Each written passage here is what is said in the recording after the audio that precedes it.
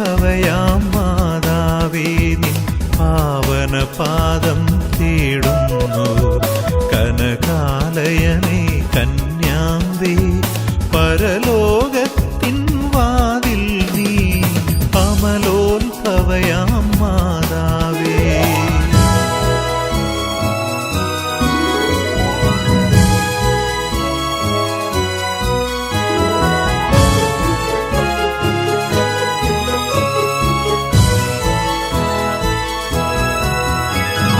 നിത്യമനോഹര സൗഭാഗ്യം നിൻ സുതനുടെ കനിവാൽ നേടിടാൻ.